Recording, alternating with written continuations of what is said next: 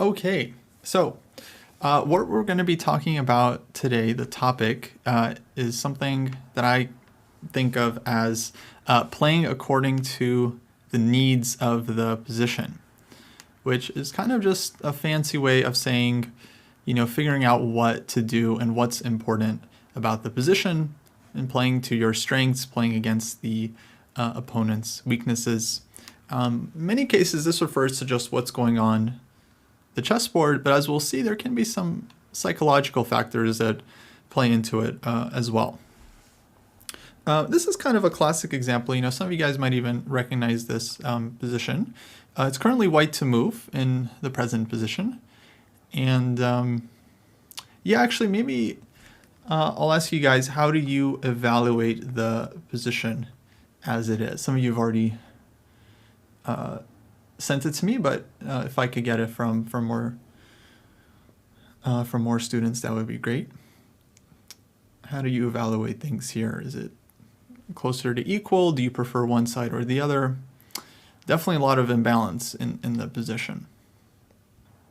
Okay, so far I got black is slightly better, sharp, and it can go either way.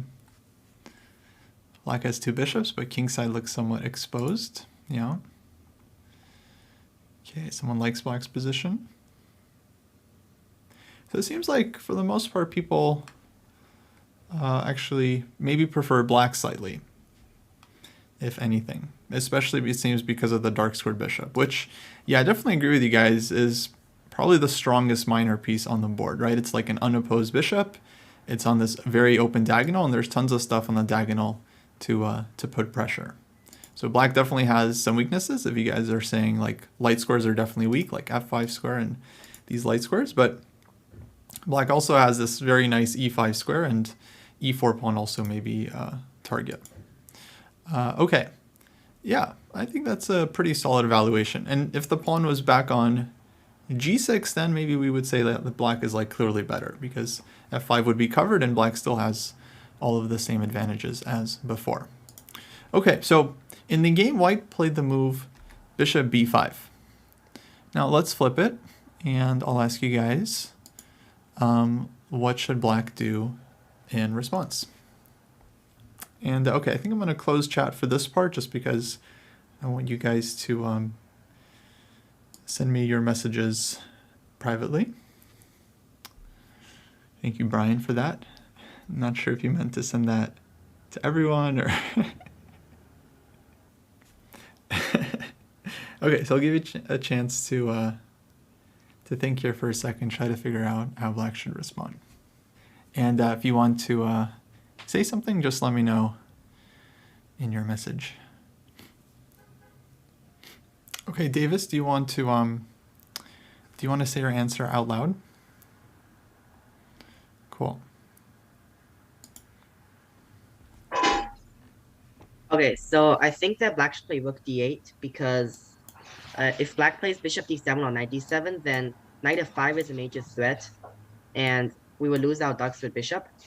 And although rook d8 seems to lose the tempo, a6 to b5 can actually gain the tempo, so it's not really that bad for black.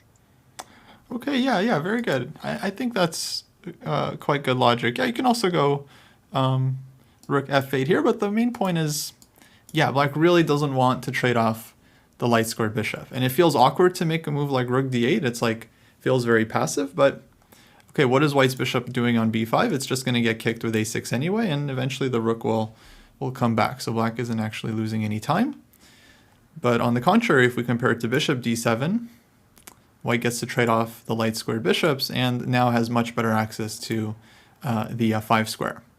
So this would be strategically a very serious problem for black. Now knight f5 immediately, not really a good idea, right? Queen takes f5. But actually, let me flip it. Let me ask you guys to think about it for a sec here from white's point of view. How should white continue to fight for the advantage here? So a question on knight takes d7. I think that's also possible, but then white is able to just play knight f5 directly, and that's quite nice for white. This knight on f5 is So if bishop takes c3, then white can go bc. Queen takes e4. Yeah, that's a good point, Aryan. Let me think about that for a sec. Yeah, maybe knight f5 is too early. Maybe white should play something else instead of knight f5. Although even that endgame, black has like a lot of weaknesses, like h6, d6 is hanging. I wonder even if maybe the endgame is nice for white, like rook takes e4, king f1. Okay, so far I see a couple suggestions for queenside castling, a couple suggestions for kingside castling, and also e4 to stop b5, and maybe queen e2. The queen e2 we have to be careful of e4 pawn. And king f1 suggested. Okay, any other suggestions here? Because the issue you guys are mentioning is like if white plays castles kingside or queenside, in either case, black goes b5. And yeah, it's kind of annoying, like this idea, like b5, b4, and we have to worry about the e4 pawn. a4 is possible. But I'll tell you guys, black has this other idea that's kind of annoying, knight g4, where it's a little bit, white's position starts to feel a little bit loose. If knight takes, queen takes g4, and then the e4 pawn is under attack, king is still not castled, bishop is opened up now. So, yeah, maybe f3 here, exactly. Kind of a surprising move, but actually it solves a lot of problems for white. Like it stops knight g4, so it doesn't allow this counterplay. It also makes b5 not as serious of a threat because the e4 pawn is defended, and so b4 doesn't come with the same punch. You just move your knight away, and so what? And then the plan is actually like g4, knight f5, and then you just secure this f5 square. Maybe if you have time, you can even bring the other knight to d1 and e3. Or for example, like let's say b5, g4, b4, knight e2, and this knight can go to g3 and f5. Let's see some questions. If a4, knight g4, knight f5, and then f3. Well, again, the problem is queen f5, right? And then f3, black will probably have a move there. And if knight e4 here and f5, I mean, yeah, also another pretty sharp idea. I'm not sure. But also could be kind of difficult for white to deal with. So that's the nice thing about f3 for white in this position. It just controls a ton of key squares. So anyway, this is the issue with trading off the light squared bishop for black. So even though this move does kind of feel natural and comfortable, it leads to all kinds of problems because black really needs the bishop to control the light squares. Question, would the white king stay in the middle, or would another piece or another place be more preferable? Not sure. I think white can just castle kingside at that point, and the king is really safe. You can even put the king on like on f2 in some cases, and bring your rook back to the h file, and then that's going to be very annoying with the knight on f5. But does anyone recognize this game? Usually, you guys are like, you guys know everything, or at least someone knows like every single game. This is actually Larson versus Fischer from the several decades back. Fischer was playing black here, and he goes rook d8. He just understands, like, yeah, he can't give up the light squared bishop. So let me show you how the game continued, because the way black outplays white, I think, really instructive. So white goes back, bishop e2, rook e8. He could also go a6, but okay, rook e8 repeats, see what white wants. And now white continues, f3. So white kind of plays for a similar plan, except here black is, of course, always having knight f5 covered, because black will just take, and white doesn't get to put a piece on this square. Knight h7. So the knight is, of course, going to f8, and then maybe g6, and doesn't block the bishop, and so rather than going knight d7, you put the knight on g6. White goes g4, knight f8, a4, knight g6, king f1, and rook b8. So black is just kind of playing, let's say, typical Benoni-style moves, right? Bishop d7, a6, b5, this is the usual plan. And long-term, this queenside majority is very, very powerful, because especially with the bishop on g7, it's just such a strong piece. So bishop b5, rook d8, and now white plays knight f5 and goes for it. Black takes, knight e5, and white plays knight e4. So we get kind of a transformation here of the position. Right now we have like, I don't know, I think of it like opposite color bishop's middle game. White just played knight e4. Fischer goes a6, bishop e2. Okay, next moment here, I'll have you guys stop and think about it for a little bit. Black to play. How to continue. Yeah, g4 from white, I think it was definitely still worth doing here, but yeah, indeed, we can see things kind of went wrong for white on the dark squares. But white's play could have been improved earlier. Okay, we have suggestions for c4, rook dc8, and b5. Yeah, very typical plan. Just pushing c4, rook c8, or just b5 right away. Let's see, knight d7, queen f8, bishop d4. The problem is your queen is stuck defending this h6 pawn. You know, the queen definitely wants to be more active, I think. King g7 would run into f6 ideas. Yeah. Actually, Davis brings up a good point. White has a threat of f6 in the position. So is f6 something to worry about? And if so, how should black deal with it? Yeah, absolutely. He goes knight d7. And actually, it's a really strong move. And not just stopping f6, which is kind of annoying, but also, yeah, just wanting to trade off the knights. And then leaving us with a position where, like, if you compare the bishops, like this bishop on g7, which can control the entire queen side and also go after the king side, versus this bishop on e2. It's like, which bishop is stronger? And it's kind of like following the principle of like trading off your opponent's good pieces, leaving them with their bad pieces. You don't often see it like, you know, someone wanting to get like pure opposite color bishops, but of course there's tons of heavy pieces on the board, right? So that gives the attacker a lot more pressure to work with. So yeah, very, very strong move, rook e1, knight f6.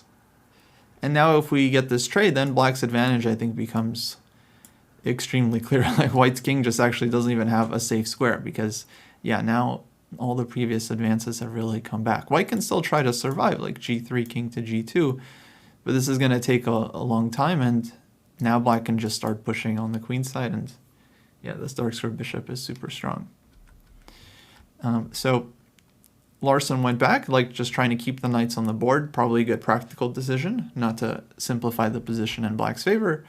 Queen d7, but it doesn't end up working out. Fischer just builds up very nicely and doesn't have issues breaking through. Rook e3, brings a second rook, and now h5, and yeah, tons of ideas here, and black broke through pretty easily.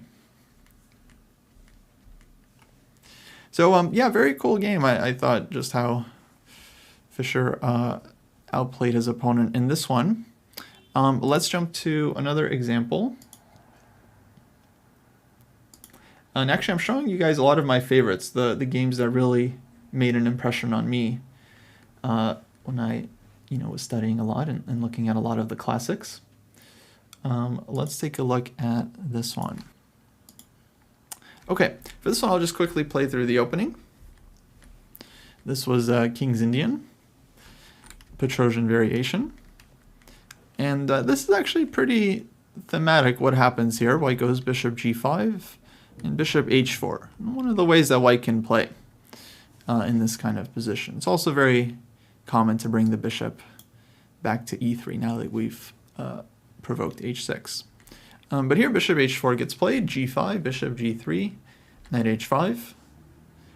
And white makes pretty interesting move h4, allowing black to take on g3. And it looks like white structure has been severely weakened. Again, giving up dark squared bishop seems like a big problem. Okay, the position is not as open as the previous example, right? Here we have the pawn on e5 versus, on c5, so the bishop is blocked. And now black plays g takes h4. And okay, first question for you guys, how should white recapture here? Or maybe there's another move. I don't know. You can get creative.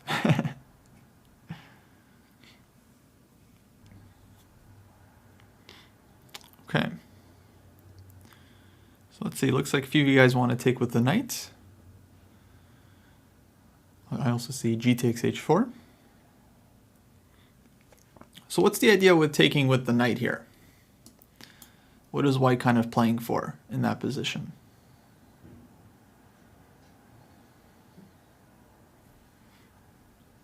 Playing for knight f5. Yeah, because this is now a very nice square for white. Yeah. But okay, someone brought up a point. Knight takes h4 comes with the drawback of allowing queen g5.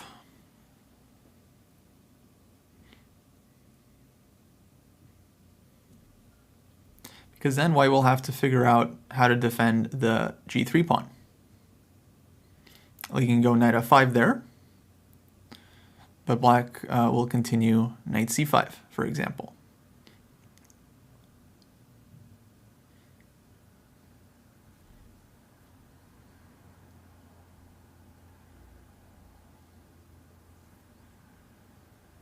So this becomes a critical question. In the game, white did take here, and black played queen g5. And now white has to come up with a decent solution.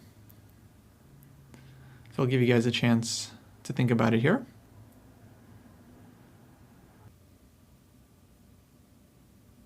Yeah, so if queen d3, then that gets it with knight c5.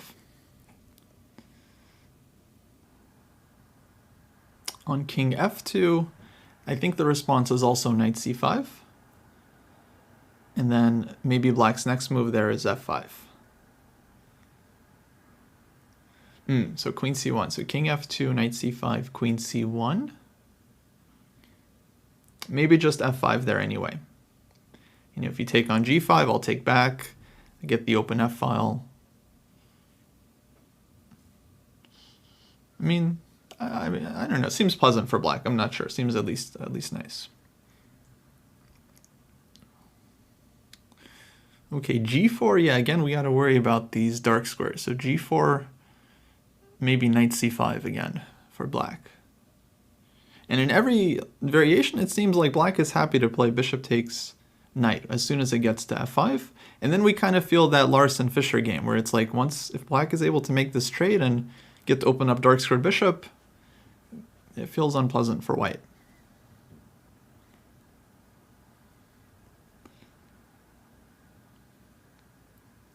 So, is there any way white can win the battle for the f5 square here?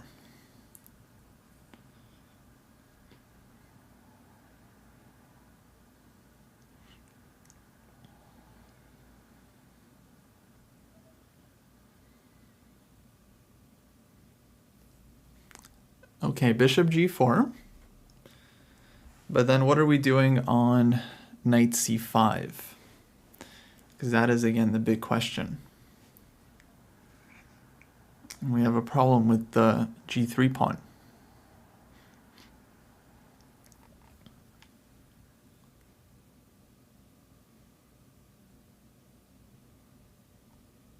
Yeah, Aryan, let's have you answer this one.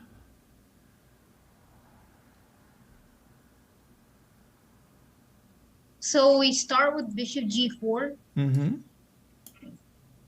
Then knight c5. Mm-hmm. And then bishop takes c8.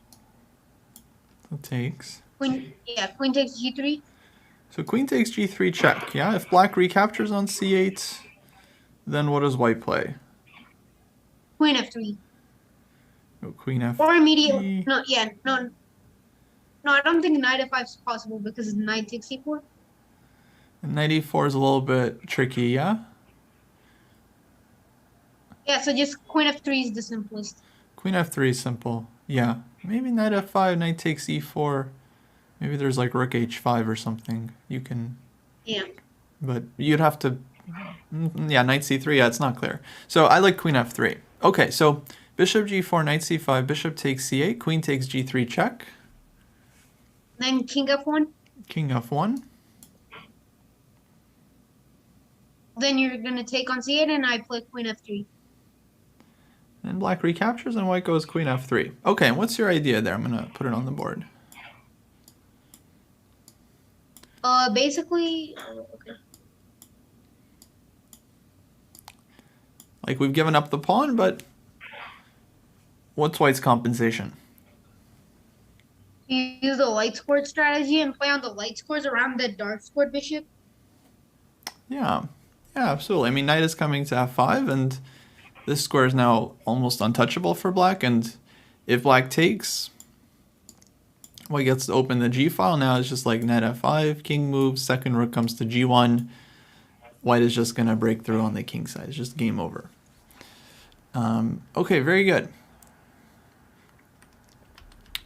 So yeah, in the game it was very similar. White starts with knight f5, but essentially same thing. Queen f4 check, queen f3. And even in the endgame, white's knight on f5 is just extremely powerful. Of course, there's also threats of like knight e7 check, but main idea is just playing against bad bishop on g7. So white had to give up a pawn to do this and move the king. So it's like during the game, you know, I remember the first time I saw this example, I was like, honestly, I didn't believe it. I was like, how could this be good for white? Like just seeing this position, you know? You would think you would never want to allow this normally. Like losing a pawn with check, and you have to move your king, and you lose your castling. Like, I mean, it looks crazy, but actually, no. It's much more important for white to win the battle for the light squares. And yeah, now this knight on f5 is just super, super powerful, worth much more than one pawn. So yeah, very cool example. And of course, white went on to win quite easily. Black played king h7, king e2. Nice move. The queens are pretty much getting exchanged. If not, you know, white will start playing, like if queen g5, then rook h5, rook ah1, and white will just break through. And yeah, white forced the exchange, and it was very, very quick until the finish.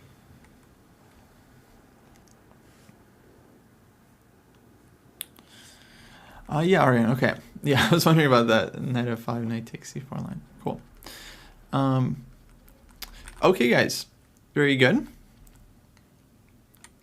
And here, again, the point was kind of like, it seemed as though white played in a very compromising way. Like, the structure looked super weak. We lost the dark squares, but this knight on n, we ended up losing a pawn, but it was just all about getting this knight to f5. Let's jump to another example here. Oh, whoops.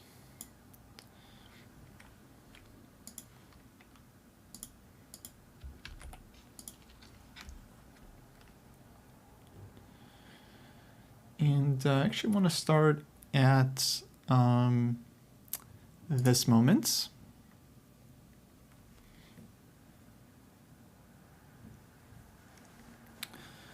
And it's white to play. Last move was knight to c4.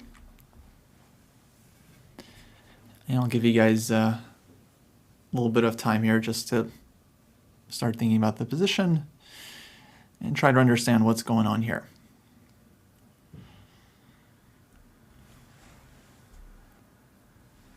Okay, so we have a couple of choices here. We have bishop b4 and bishop c3. Any other moves white should consider? Maybe bishop b6 we could also check. But yeah, rook takes a4, and hard to come up with an idea there. So yeah, main options for white here are either bishop b4 or bishop c3. Big difference between these moves is that with bishop b4, we're kind of offering a trade. Likely black has to take this one because otherwise they're giving up a lot of room. Or bishop c3, we can keep the two bishops.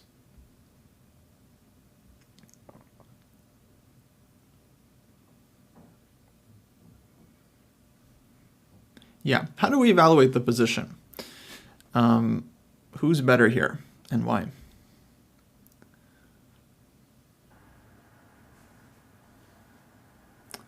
Yeah, seems like white is better here. At least a little better, maybe even clearly better, based on how much you like having the bishop pair and more space. But definitely it feels like white is doing well.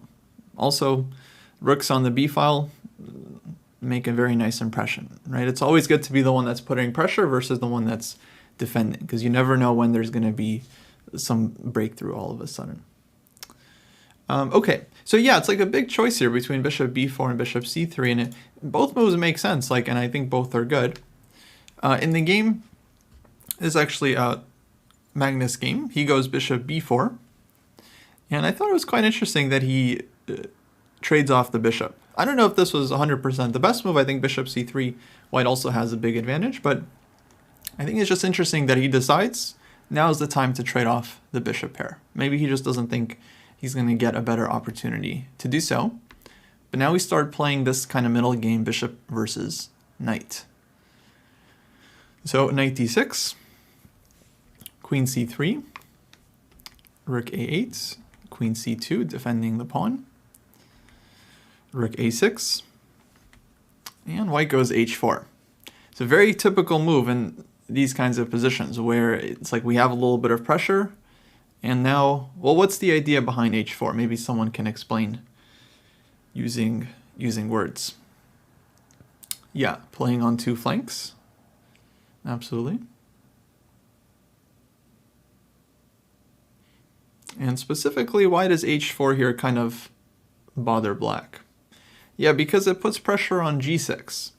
And now black has to make a choice, either allow white to play h5, and then white can either take on g6 or even think about putting the pawn on h6, which long term can be very annoying for black's king. Or black can play h5 themselves, but then that's also weakening. That's weakening the 6th rank. Well, black decides to play h5. Okay, now white to play. How to continue from here?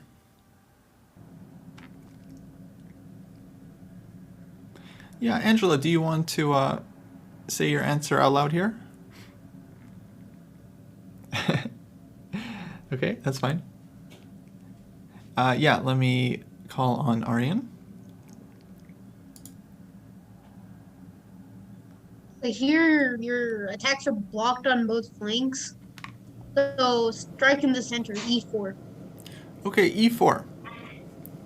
Very good. So let's say if black does nothing, what is kind of white's idea from there? You can go e5. So you want to go e5? I mean, like, for the time being, e5 or d5. Or maybe d5. Okay, we can Those are both definitely see. different. And if black goes f takes e4? Bishop takes e4. Bishop e4. You're fine trading the pieces. Knight takes e4. Queen Yes. takes. And then how do you evaluate that position? White is better. White is better, yeah? Because g6 is weak. Black just has more weaknesses in the position, right? Yes. Okay, good. Yeah, e4 is right. A few of you guys pointed out this move. And it's, I think, quite strong once you see that it's possible. But it's also a move that you might not want to play in many positions because we're giving ourselves some weaknesses too. Like now the d4 pawn is going to be isolated and weak. But it doesn't really matter because this g6 pawn is just a bigger weakness. It's a more vulnerable spot in the opponent's position. Now, actually, Eric brings up a good point in this line of takes, takes. Black can and maybe should try queen d5. I mean, otherwise g6 is hanging, b7 is hanging. If the rooks invade black's position, it's going to be extremely dangerous, right? So queen d5, trading queens, is maybe the only real defense. But still, after takes, rook takes b7, or black could take the other way, doesn't really matter. Let's say rook takes a4. Let's just quickly pause here. How should white continue in this endgame? Seems like white is better, but what will be the cleanest way to really solidify? Yeah, testing your rook endgame instincts here.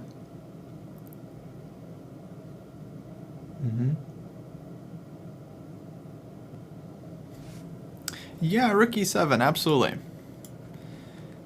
And then just coming in with the threat of doubling on the 7th rank. When the 7th rank is open, this should be like the main idea we're looking for. And it's like from Black's point of view, if you could get rook a2 and try to get counterplay, that would be the first thing to look at as well. But here, white is first, and Black has no way. Well, either you play rook a7 and you give up this one and you're likely losing on the 6th rank, or you have to allow the second rook to come in, and then white's rooks just clean up on the king side, and it's likely losing. It's just very, very, even if it wasn't, just in practice, it's so difficult to hold this kind of position. Black just has way too many weaknesses.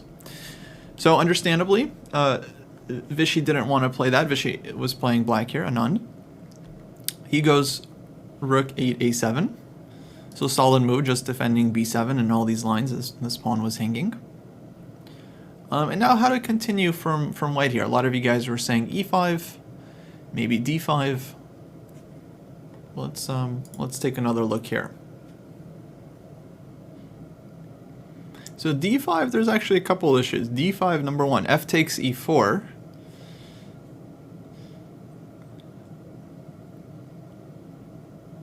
Is not super obvious.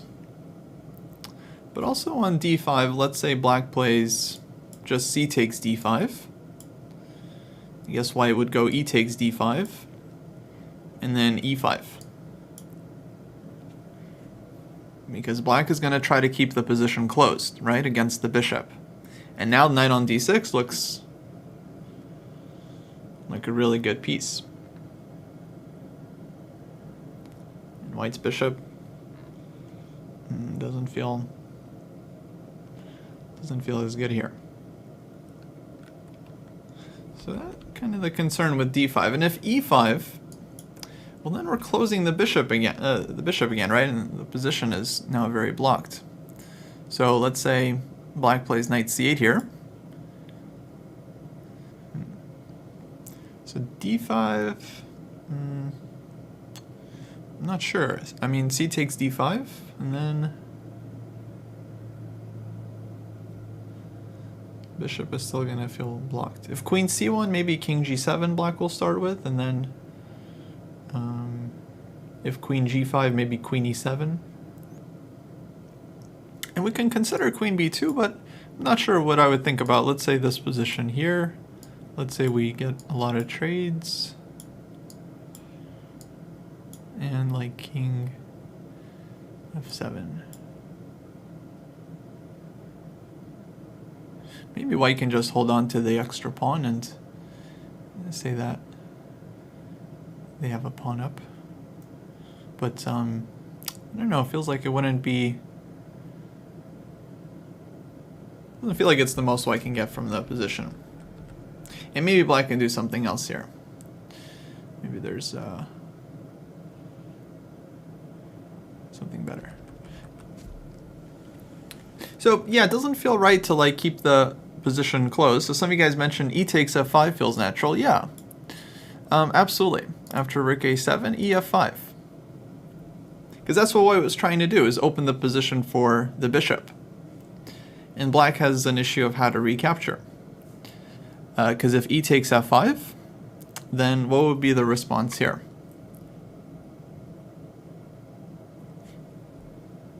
Yeah, d5. Absolutely.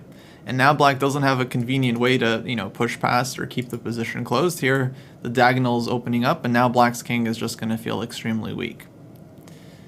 And white's queen, bishop, rooks are, yeah, now everything opens up. And it's looking great for white.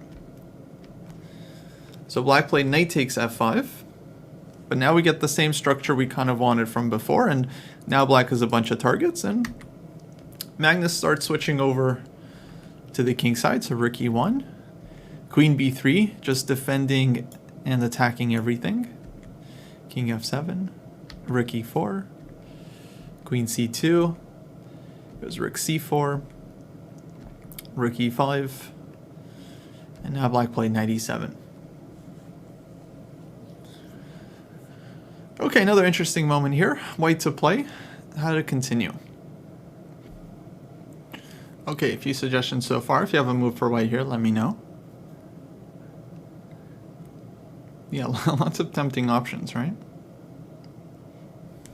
Okay, suggestion for rook takes a5 and rook c5. But then black trades rooks, right? So why would that be so good for white? Because we're trading off a lot of our attacking pieces, yeah?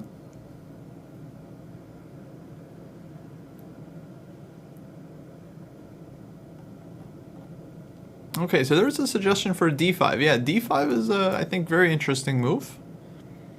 Right, closing the file and opening up rook f4 check ideas. And then, so for example, maybe d5, e takes d5, rook f4 check.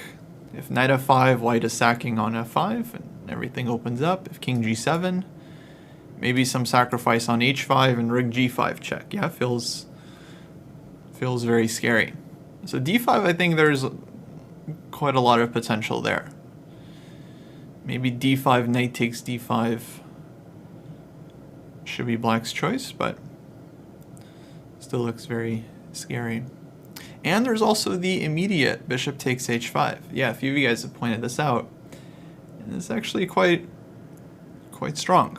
So let's try to figure out the idea. gh5, queen h7 check, king f8.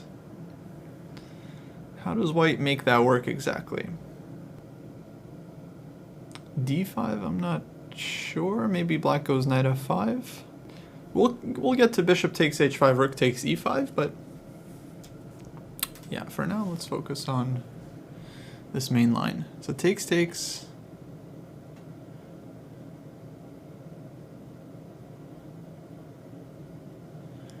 Queen h7 check, king f8.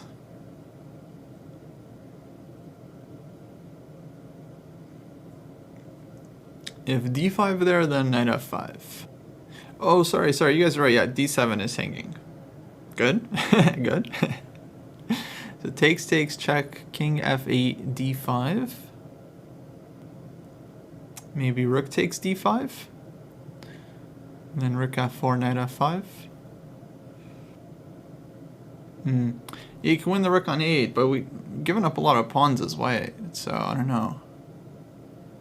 Also, rook on e5 is going to be hanging, yeah?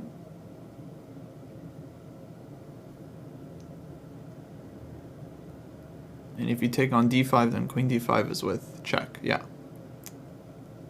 So I don't know if anyone spotted the key detail. Yeah, it's kind of not so easy to see.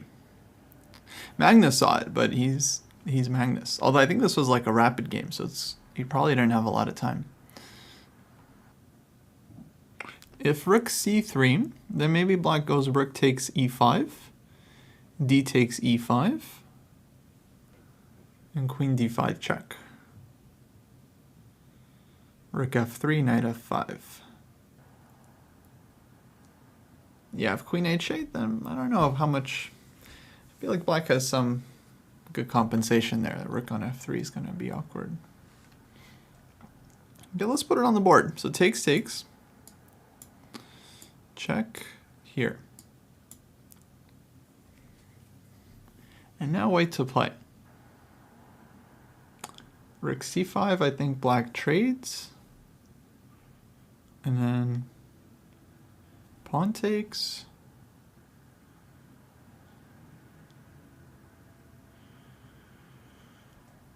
We would need some move, but maybe queen d4.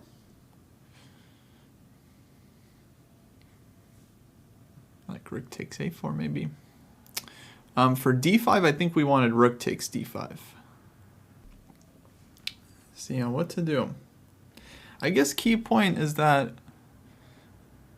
this rook on a5 is kind of hanging and can be targeted. Oh, Sepper got it. Nice. So yeah, giving check, and then queen takes h5 check. Or maybe you want to be more precise, because check there's knight g8, yeah? So maybe queen h6, And then king goes somewhere, and then queen takes h5, or king g8, queen g5. Very, very cool. I mean, not that complicated, but really hard to spot, as you guys can see.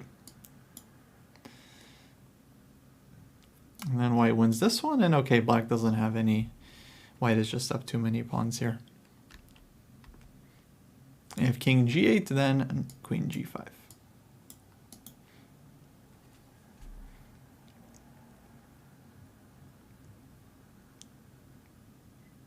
Yeah, and then white's just taking on a5 here. Yeah. If queen h8, let's see, knight g8, and then d5. That looks pretty scary.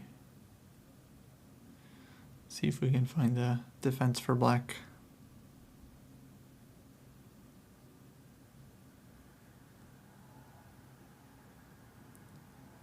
Might also be good. Yeah, for sure. I mean, it looks really scary. Like, rook f4, what are you going to do, right? Like, crazy. Maybe this one? Only move?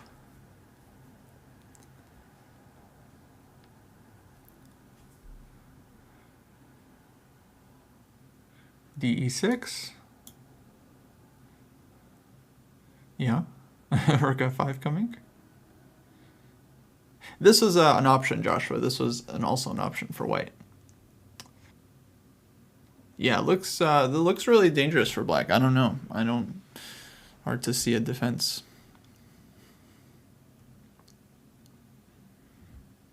Yeah, this looks good too. At least I don't see a defense. But okay, this one is just cleaner.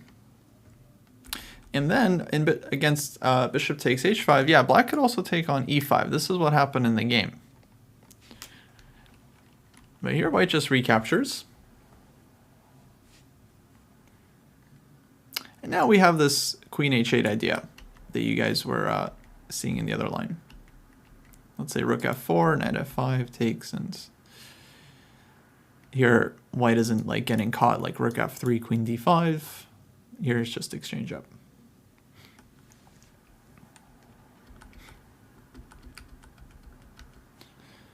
So black tried queen d5 check, but now just bishop f3. And queen takes e5. So after all that, actually, we end up just trading. So it was just a big trade, but so many tactics in this one move, bishop takes h5. And it ends up black gets the pawn back. But the position has continued to open up for white's bishop. So white is still very happy here. e4, queen d6, h5. Again, now opening up black's king even further. And white still has enough pieces that black's king feels very unsafe. So yeah, Vishy tries to survive, but it was just a matter of time. Queen h7, takes. Bishop comes back. And now final assault, g4. The pawn joins the attack. Knight g7. And okay, last moment, how to end the game for white here. Rook e5 is funny. Yeah, lots of good moves. Rook e3 I like. If queen h4, I don't get the idea. King goes back to f7. Oh, g5. Gotcha. Well, yeah, I mean, white is doing really well. Okay, well, I mean, basically white has a lot of moves, but yeah, g5 is a nice way to end it on the spot. Queen takes g5 check, rook g4. King f7, we have bishop h5. Okay, so that was the game over. Really well played, and I just thought it was like the game followed such a logical flow after bishop b4.